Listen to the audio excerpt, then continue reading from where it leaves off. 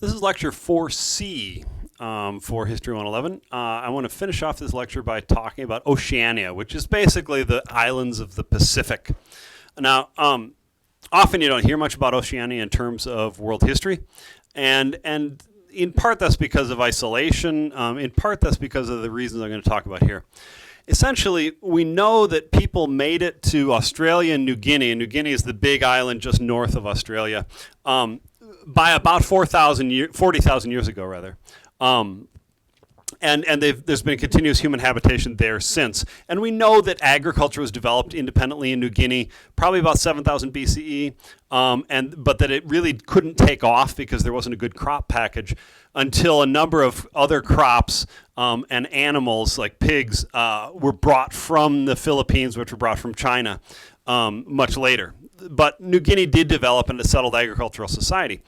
But one of the interesting things about this civilization is that beginning about 4000 BCE, you began to see a series of migrations that basically the people, Austronesians they were called, began to build boats, usually catamarans, which is double-hulled boats with a big sail, and they began to travel long distances.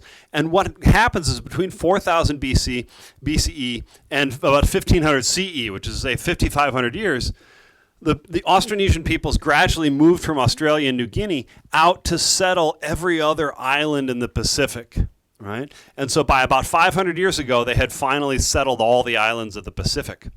And what's interesting about this is that, and these migrations would often happen that, I mean, we're not sure, we don't have all the details, but the migrations would often happen, we think, because the population would get dense enough on an island, they really didn't think they could support enough people anymore, so a large group of people would simply get a bunch of catamarans and sail off in a direction that they thought there was land, and they would go until they found something, right? Now, these people were fantastic sailors. They could travel hundreds and thousands of miles over open ocean and do it successfully and then do it repeatedly because they continued to build trade networks between these islands that were thousands of miles apart.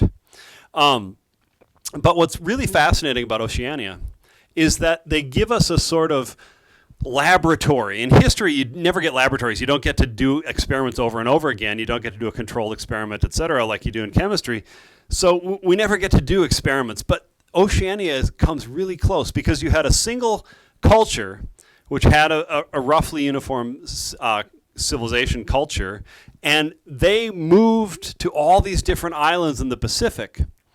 And what's interesting is that each of these islands, there were lots of different ways that these islands differed geographically in terms of the environment that they offered to people when they arrived. And we can watch this one culture interact with these different environments and turn into very different types of civilizations. And so it really tells us how much of an impact the environment has on the way civilization develops. And to give you an example of this, you know, there's all these islands in the Pacific, and there's all these variables that determine what kind of opportunities that island can offer human beings. The first is I want to mention the climate, right? Some islands in the Pacific are way far south or far north, and they are almost in the Arctic or Antarctic, right? They're cold. And then there are other islands that are right at the equator, and they're going to be tropical, right? Second, the geological type of the island matters a lot. A coral atoll is really low and flat, and it's made out of a coral reef, basically. It's going to have certain things on it, but it's not going to have a lot of metals, and you know, it's got limited opportunities. Then there are volcanic islands, which are basically volcanoes pushing up out of the bottom of the ocean, like Hawaii. And then there are islands that are actually fragments of a continental shelf, which means that because of plate tectonics, they were lifted up out of the ocean to become an island. But they're really a chunk of a main piece of a continent. This can really matter quite a bit. Continental fragments often have lots of metals deposits in them. They've got really rich soil, etc.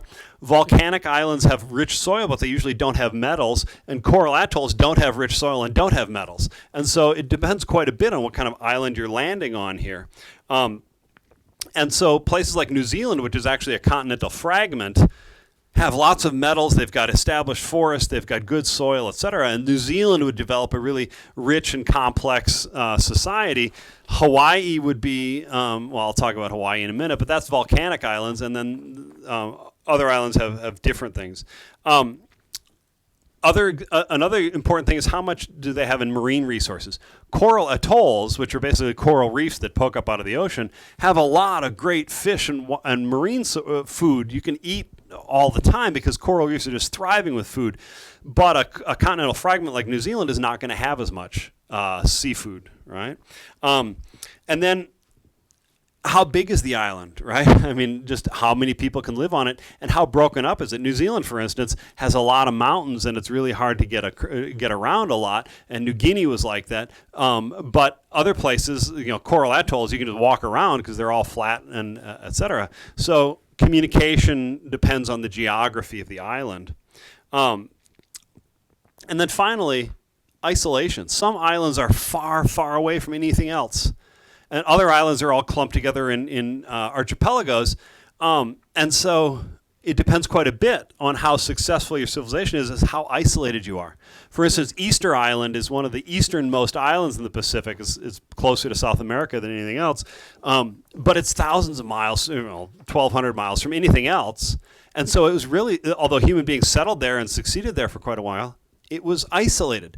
And that's important because if it's hard to trade with other peoples, then you really have to produce everything yourself. And Easter Island would actually have something of an environmental disaster precisely because it couldn't trade to make up for the deficits of the island. So those are all factors. And so I want to talk about two examples, Hawaii and the Chatham Islands. Now, Hawaii, you know where it is. It's in the Pacific. It's west of the United States.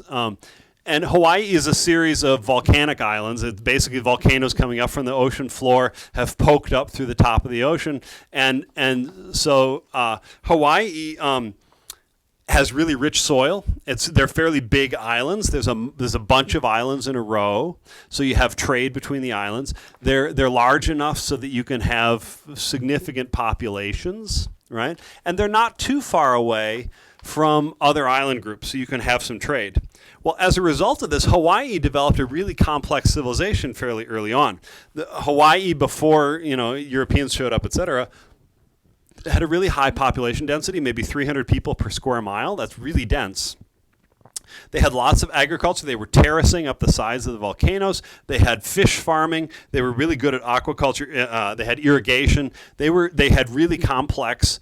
It was a hydraulic society. They had complex agriculture that required a lot of maintenance, organization, etc. And because of that, they tended to have they had a centralized government, which had kings and bureaucrats and a taxation system. They had a highly developed class structure with at least 8 different what they called lineages, which were basically social classes. They had complex architecture. They were stone architecture. They built enormous, big houses and palaces and temples and things like that, shrines and stone monuments, etc. They had standing armies and a military organization paid for through taxes. And they had fairly high technology with the exception that Hawaii has no real metal deposits. So they really didn't develop metal as a technology. Now, they could trade with other places for metal goods, but metal remained scarce in Hawaii. So the technology was limited in that they couldn't really develop their metallurgy, et cetera, because there simply wasn't any metal for them to have. But Hawaii was a complex society with a centralized government, with complex social classes, property, et cetera. And that was partly because of the geography. Now, if you look at the Chatham Islands are pretty far south of New Zealand. They're in a temperate zone. They're not really tropical anymore. They really couldn't use the crops that the Austronesians brought with them were tropical crops, right? And so they brought taro roots and sweet potatoes and yams and things like that. But those things didn't grow in the Chatham Islands. It was too cold in the Chatham Islands for those things to grow. So they basically had to abandon agriculture when they got there, right? There are no metal deposits to speak of in the Chatham Islands, and so they don't have metal, they don't have metallurgy, they don't have agriculture, and so they reverted to hunting and gathering. They became a hunting and gathering society again because they adapted to the environment.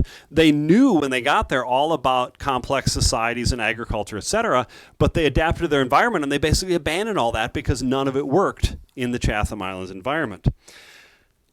What's interesting, though, is, of course, that means they have a low population density. You can't have a high population density in a hunting-gathering society, and so they only had about 5 people per square mile. Hawaii had 300, as I said. And they never developed complex governments either. They basically reverted to having small family councils, and small groups would just sort of discuss and debate things and vote on things. And so they had no central government to speak of whatsoever. And so in a lot of ways, this is the same culture. The people who arrived in the Chatham Islands had the same culture that the people who arrived in Hawaii had, but they went in very different directions because the geography and the environment allowed a whole lot of growth and complexity in Hawaii, but almost none in the Chatham Islands.